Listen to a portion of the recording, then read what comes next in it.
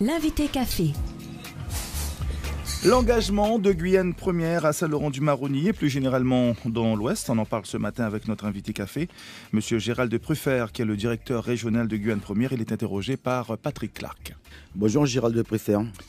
Bonjour la rédaction, bonjour les matinaliers. L'Ouest regrette le départ de Guyane Première. Vous avez l'intention de vous désengager de cette partie du territoire ? Je ne crois pas du tout. Ce que je sais, c'est qu'on est en semaine de rentrée pour la télévision. On a un nouveau studio, on a de nouveaux horaires, de nouvelles émissions, une radio qui a pris 10 points d'audience grâce à vos talents conjugués, et on me déclenche le feu en semaine de rentrée dans mon abatis. C'est pas acceptable. 2 foyers, un sur Saint-Laurent, un sur les Lins d'Or. Feu de broussailles, mais fumée toxique. Il est hors de question de se désengager de quoi que ce soit, et de quel que soit l'endroit du territoire en Guyane. Alors que s'est-il passé ? Pourquoi il n'y a plus de reportages télévisés en provenance de cette partie ? Alors, rectification. Il y a des reportages télévisés qui se font sur l'Ouest. Il y en a eu 12 au mois de septembre. Et simplement rappeler que la situation, elle est simple. Il y a aujourd'hui 3 journalistes en mission. Un journaliste rédacteur, un journaliste caméraman pour la télévision et un rédacteur pour la radio. Au mois d'août, congé pour tout le monde. Au mois de septembre, le caméraman, 1 mois de formation à Paris. Le journaliste rédacteur a demandé, lui, à être réaffecté à Cayenne. C'est fait.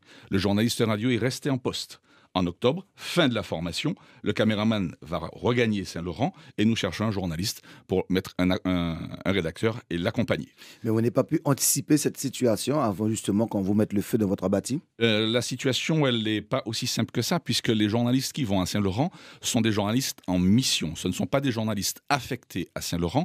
Ils sont sous contrat ici à Rémy-en-Montjoly, au siège de l'entreprise, et affectés à Saint-Laurent. Pour les aider à aller à Saint-Laurent, la direction de Guyane Première, donc de France Télévisions, met à leur disposition à chacun un appartement T3 en duplex. Le loyer est pris en charge. Nous payons l'eau, l'électricité, le téléphone portable. Dans les appartements, nous avons payé la literie, les canapés, les tables, les chaises, les luminaires, le lave-linge, la cuisinière, la cafetière, les climatiseurs, les grilles de sécurité. Aux avantages en nature, on peut ajouter aussi 2 voitures de service avec carte d'essence qui deviennent souvent des véhicules de fonction. Mais là, je ferme les yeux. Est-ce que c'est sur la base du volontariat qu'il faut aller à Saint-Laurent ? Ou alors vous imposez quand même à un journaliste d'y aller ? Je ne peux pas imposer à un journaliste d'y aller puisque les contrats sont des contrats France Télévisions Guyane Première dont le siège unique est ici à Rémy-en-Montjoly. Et pour revenir sur la production de Saint-Laurent, en septembre, 12 reportages rien qu'à Saint-Laurent. En septembre, on a fait aussi le multiplex sport depuis Apatou pour l'inauguration du stade. On a fait l'émission Carrefour, on l'a fait le week-end à Saint-Laurent. On était à Irakubo, à Mana, à Apatou, à Saint-Laurent pour le Tour cycliste, pour le Grand Prix d'Irakubo Paramaribo. On était là en force, la radio, la télé, l'internet.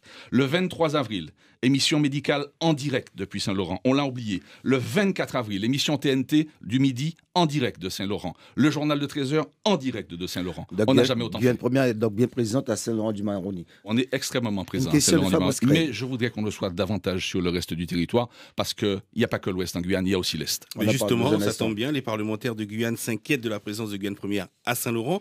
Mais c'est l'ensemble du territoire du pays qui peut s'interroger sur la présence du média public, notamment l'Est et le Haut-Maroni. Qu'en est-il pour ces territoires ? Nous sommes absents à Saint-Georges, par exemple. Alors, France Télévisions n'a pas prévu d'implantation. La question m'est souvent posée dans l'Est, pour l'instant.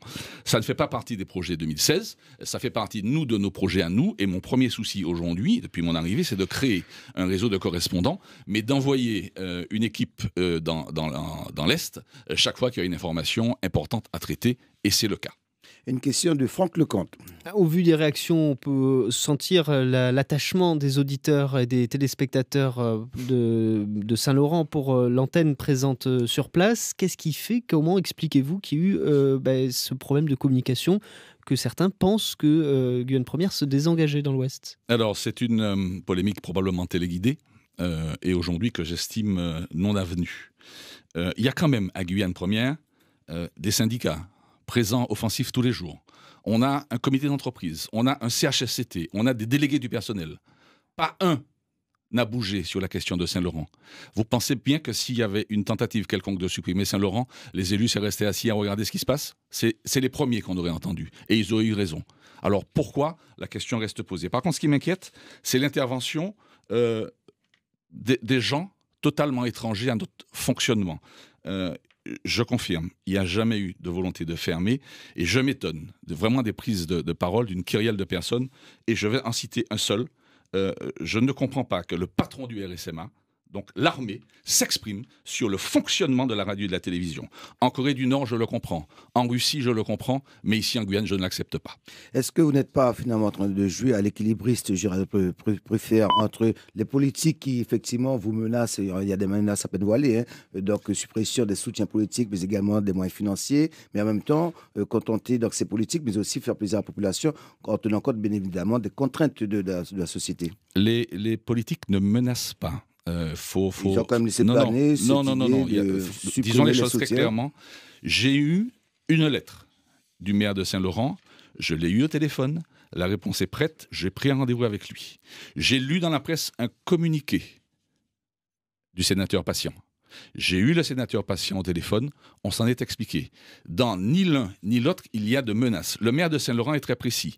Si nous voulons bénéficier d'aide publique, il faut continuer à investir à Saint-Laurent. Et ça, c'est tout à fait normal. J'ai déjà demandé depuis un moment au maire de Saint-Laurent de nous proposer un autre local que celui qui est en place aujourd'hui, parce que j'estime que celui-là ne répond pas véritablement à nos besoins d'expansion. On arrive au terme de cette émission, Gérald Prufert. Juste un mot comme sur les d'or. Comment expliquer qu'effectivement, il y a eu 4 heures d'émission et seulement 2 heures de diffusion?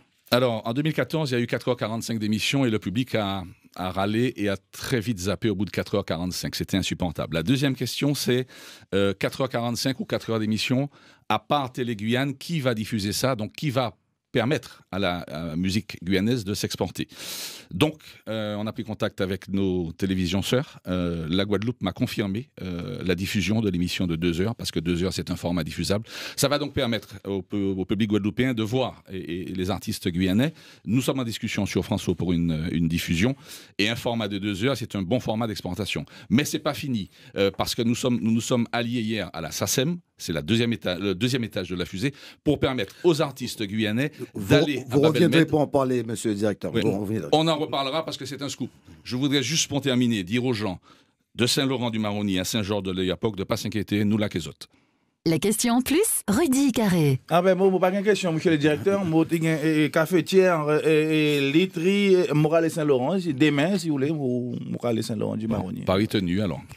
Merci Gérald Prufert. Je rappelle donc que c'est le directeur régional de Guyane Première. Merci d'avoir répondu à notre invitation ce matin, monsieur. Passez une bonne journée. Merci.